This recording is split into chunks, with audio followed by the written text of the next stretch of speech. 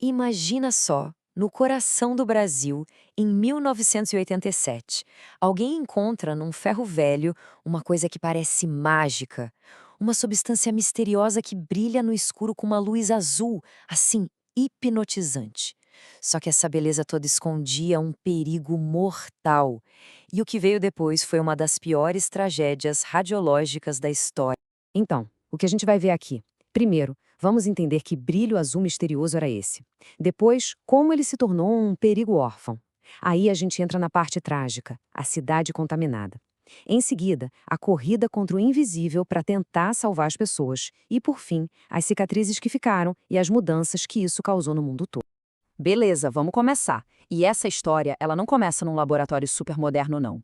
Ela começa num lugar bem mais simples, um ferro velho. Setembro de 1987. Foi lá que fizeram uma descoberta que no início parecia, sei lá, coisa de outro mundo, parecia mágica. Pensa na cena. Devair Ferreira, o dono do ferro velho, consegue abrir uma cápsula de metal que ele achou. E dentro, um pó. Mas não qualquer pó. Um que brilhava no escuro com um azul fascinante. Ele ficou maravilhado. E o que ele fez? Levou para casa, mostrou para a esposa e começou a distribuir para os amigos, para a família, como se fosse uma pedra preciosa, sabe? Algo mágico. Ele não tinha a menor ideia do que tinha nas mãos. Na mais pura inocência, ele estava compartilhando um tesouro. E aí fica a pergunta, né? O que era essa luz tão bonita e ao mesmo tempo tão mortal? Pois é, o ponto central de tudo é esse. Aquele brilho incrível que deixou todo mundo encantado não era um tesouro. Era um veneno, silencioso, invisível e letal. Ok, mas de onde veio esse pó? Para entender a origem dele, a gente precisa voltar um pouquinho no tempo. E o que a gente descobre é uma história de negligência, de falha institucional. A tal substância brilhante era o Césio-137. Olha que ironia, é um material usado na medicina, em radioterapia, para destruir células de câncer, ou seja, para curar. Mas, quando sai do controle, vira algo extremamente perigoso. E o pior, a forma que estava em Goiânia era o cloreto de césio, um pó fininho que se dissolve fácil, bem parecido com o sal de cozinha. Isso, claro, foi um fator crucial para ele se espalhar tão rápido.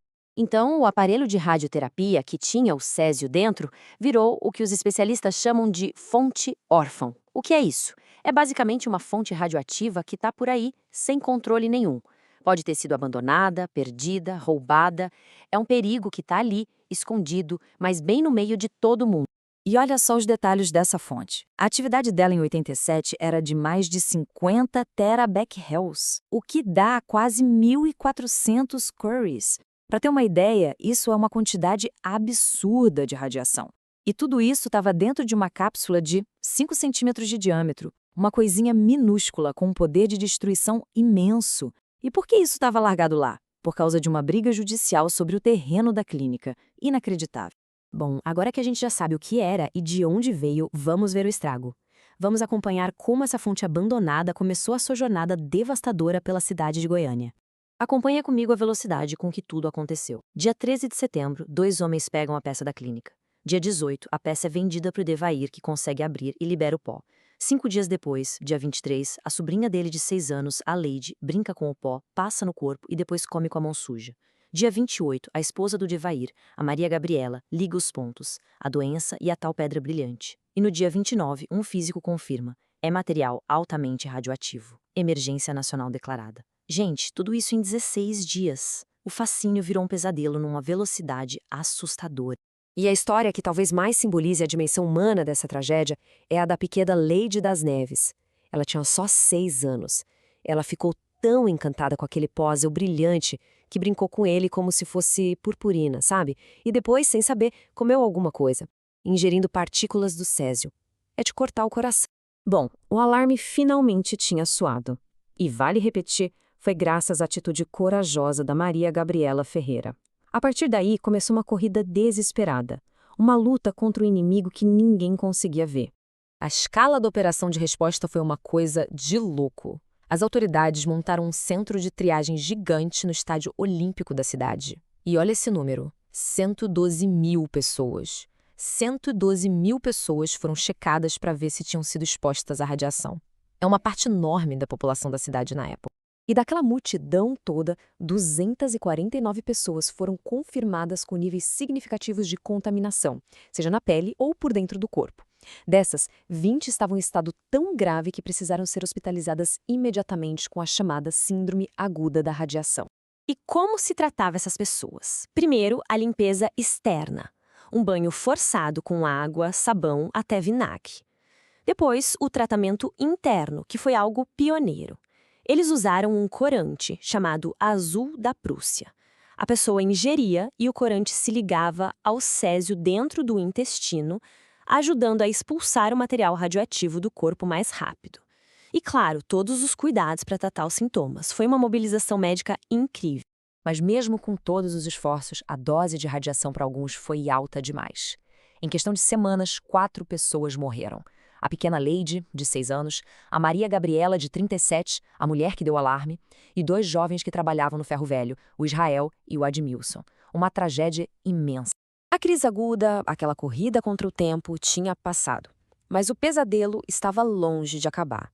As consequências deixaram cicatrizes que doem até hoje em Goiânia. E, ao mesmo tempo, forçaram o mundo inteiro a repensar a segurança nuclear. A operação de limpeza foi uma coisa monumental. Tiveram que demolir casas, remover a camada de cima do solo, recolher tudo que estava contaminado. No total, isso gerou mais de 6.000 toneladas de lixo radioativo. 6.000 toneladas. E todo esse material hoje está guardado num depósito especial, permanente, lá em Abadia de Goiás. E para quem sobreviveu além das marcas no corpo, veio outra ferida, talvez até mais cruel. O preconceito. Por décadas, sofreram com o estigma social, discriminação. Tudo por causa do medo e da desinformação. Esse depoimento do Odesson Alves Ferreira, um sobrevivente, é muito forte. Ele fala que as pessoas não compravam nem cerveja no bar dele porque achavam que estava contaminada. Que as pessoas ainda achavam que eles transmitiam radiação. É muito triste. E o acidente não teve impacto só no Brasil, ele teve um impacto global. Essa imagem mostra bem isso. A tragédia de Goiânia foi um choque tão grande que levou a Agência Internacional de Energia Atômica a criar um novo conjunto de regras, um código de conduta global, só para lidar com fontes radioativas. E o que esse código de conduta mudou na prática? Basicamente, ele criou uma série de exigências. Agora, todo o país precisa ter um registro das fontes radioativas, um sistema de fiscalização muito mais rigoroso, planos para recuperar fontes órfãs e, o mais importante, estabelecer uma responsabilidade que vai do berço ao túmulo, ou seja, quem cria o material é responsável por ele para sempre.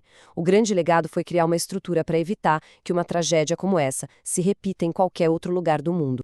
Então, a tragédia de Goiânia acabou gerando mudanças importantes, salvaguardas globais.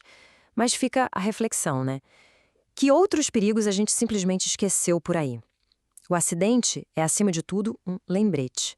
Um lembrete permanente de que a mesma tecnologia que a gente cria para salvar vidas, se for abandonada, pode se transformar numa ameaça catastrófica. Um perigo que está ali, escondido, bem debaixo do nosso nariz.